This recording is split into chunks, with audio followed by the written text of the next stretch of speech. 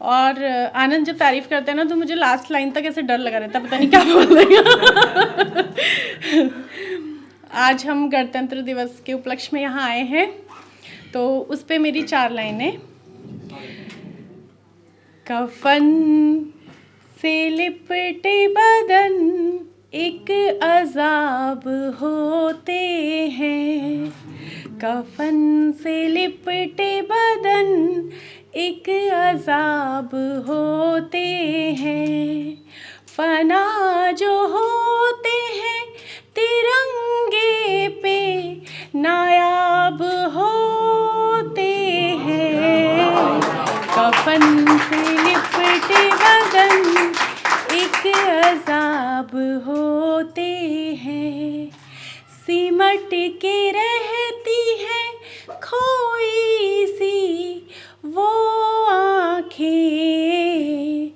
सिमट के रहती है खोई सी वो आँखें, उन्हीं आँखों में कितने सवाल होते हैं, फना जो होते हैं तिरंगे पे नायाब होते हैं, कफन पे लिपटे बदन एक अजाब होते हैं। Thank you so much. अक्सर हमें ये शिकायत रहती है कि देश नहीं बदल रहा है, मतलब बहुत शिकायतें हैं, और फिर जब उनसे पूछा जाता है कि भाई तुम क्या करते हो देश के लिए, तो होता है कि यार करना बहुत चाहते हैं लेकिन परिवार है ना।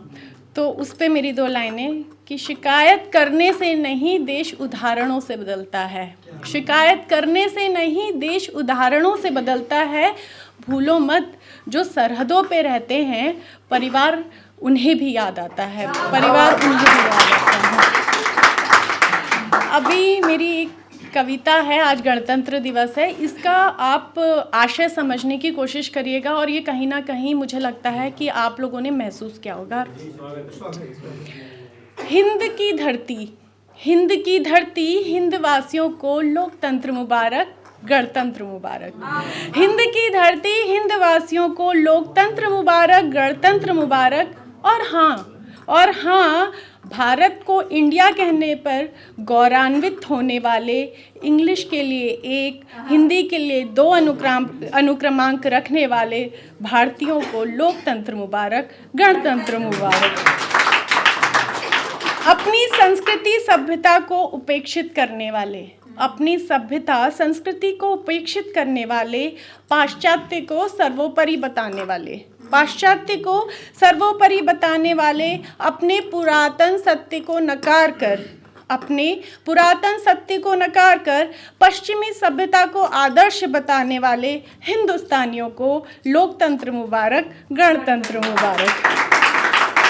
गीता रामायण महाभारत, गीता रामायण महाभारत की सीखों को दरकिनार कर, की सीखों को दरकिनार कर विदेशी साहित्य पर इतराने वाले, विदेशी साहित्य पर इतराने वाले और भाषाओं के प्रयाग को जाति धर्म के दूषित जल में विलय करने वाले भारतवासियों को गणतंत्र मुबारक, लोकतंत्र मुबारक। अपने देश की वेशभूषा संस्कार को पिछड़ा बताने वाले, अपने देश की वेशभूषा संस्कार को पिछड़ा बताने वाले, स्वार्थ को सर्वोपरि रख देश हित भुलाने वाले हिंदवासियों को लोकतंत्र मुबारक, गणतंत्र मुबारक। शहीदों की कुर्बानियों को भूलकर, ये एक ऐसी चीज़ है, मैंने ये आते जाते एक जगह मेट्रो पे सुनी थी कि वो लोग ये सोचते हैं जो सैनिक होते हैं ना, वो अनपढ़ लोग या जो बहुत कम पढ़े लिखे होते हैं वो सेना में जाते हैं। ये बहुत बड़ा दुर्भाग्य है कि शहीदों की कुर्बानियों को भूलकर सैनिकों को अनपढ़ बताने वाले देशभक्तों को और 2 दिन की देशभक्ति को सोशल मीडिया का सेंसेशन बनाने वाले भारतीयों को लोकतंत्र मुबारक, गणतंत्र मुबारक। बहुत बहुत शुक्रिया।